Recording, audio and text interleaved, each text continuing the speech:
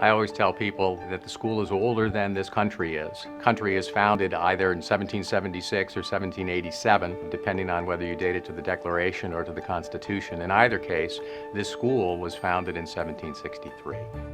Master Moody, Samuel Moody, was the legendary first headmaster of the school. And here was a man at the founding whose relationship with his students was formative and enduring, and they remembered it and treasured it. I'll begin with my first day of students being here.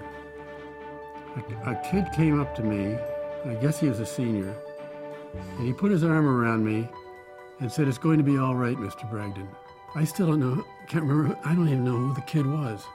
But I thought, what a school. The kid who's an unknown, I am an unknown, I must have had my game face on. And he put his arm around me and said, "It's going to be all right." Well, I arrived here straight out of college. I had grown up in a blue-collar family in the 1950s and was very fortunate to land a spot here fresh out of school. And it was a one-year fill-in position. That was 48 years ago. I think the most interesting thing I found in my research on the school is the amount of dedication that the people who have worked here have for the school. You look at the numbers and people are here for 20 years, 25 years, their whole lives just working here and loving the school.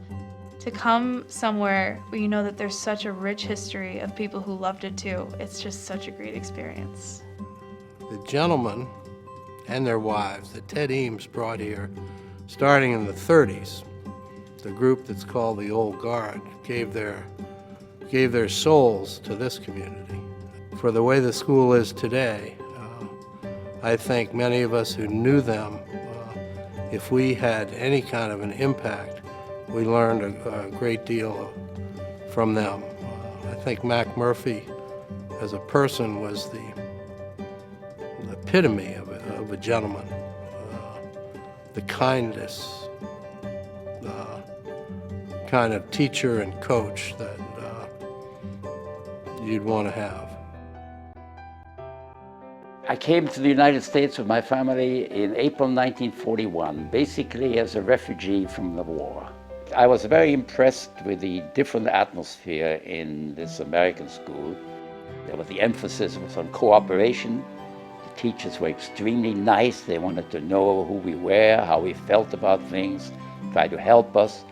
And there was a real cooperation, collaboration between teachers and students, and that impressed me very much.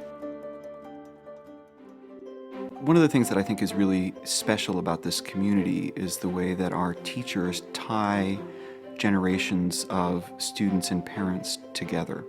As I go around the country talking with past parents, current parents, alumni who graduated decades ago and alumni who graduated 5 years ago, there are connections that bind them together, and those connections are members of the faculty who have helped to guide all of those people in their development.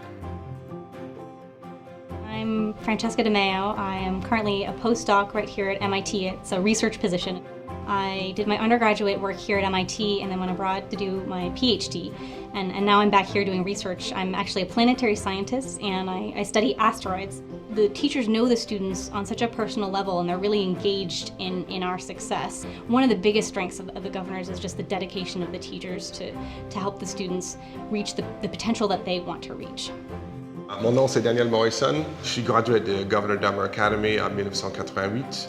Maintenant, j'habite à Paris, France et je travaille pour Credit Suisse. Mon rôle, c'est négociateur des actions institutionnelles. Governor Dummer had such an influence on me. I mean, I can honestly say Governor Dummer changed my life.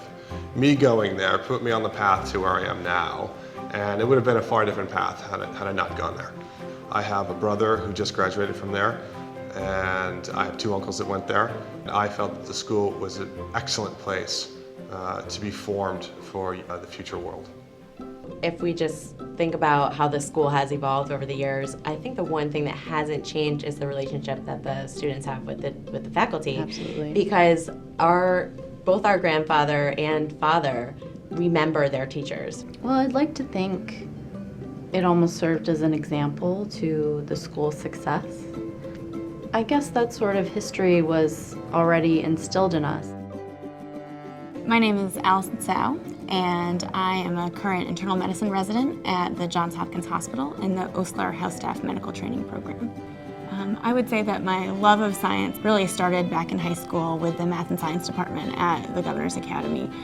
We had phenomenal teachers who are just, I can't thank them enough for everything they did for me. Mr. Levitt, math class from Algebra 1, Algebra 2, Mr. Karen in BC Calculus, it was phenomenal, and Mr. Moore with physics. I could go on and on about these teachers, but that is really where my love of science kind of started. We're preparing young people to be scholars and athletes, but also we're preparing them to be citizens of the world, citizens of their communities, and it's all attached to character.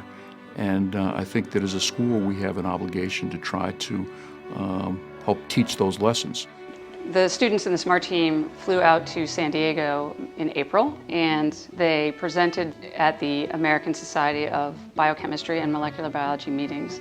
Our students went into a conference room, and a couple of the professors stood up and presented, and my students knew everything about it, and they were asking questions that blew the researchers away, really. They could not believe the level at which the students were able to engage. What impresses me the most about my long love affair with this school is that the ethos has been so constant. And how is it possible that all the admissions directors, from John Witherspoon all the way through to Mike Keneally today, have been able to mold a student body so consistent with our heritage? I think it's a testament to the fact that this pervades everything we do here. It's important for us to look back and celebrate the last 250 years, but I think it's equally important for us to be thinking now about year 251 and the possibilities that the next generations mean for our school. How will we prepare students to live lives of global engagement? When I think about what the history of the school means to me, particularly as a history teacher, it's part ballast, affirmation, and responsibility. Affirmation that what we do matters. Ballast in that there's all kinds of educational innovations. This school has been here for a long time, and it has a history of innovation. But there's also a healthy respect for tradition and tried and true practices. And there's a sense of responsibility to do our part to keep it going forward in good shape.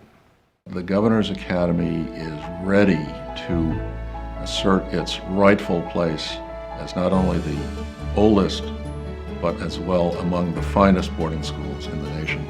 It's hard to imagine something being more fulfilling to me personally and professionally than being able to lead this school forward into the second half of its third century.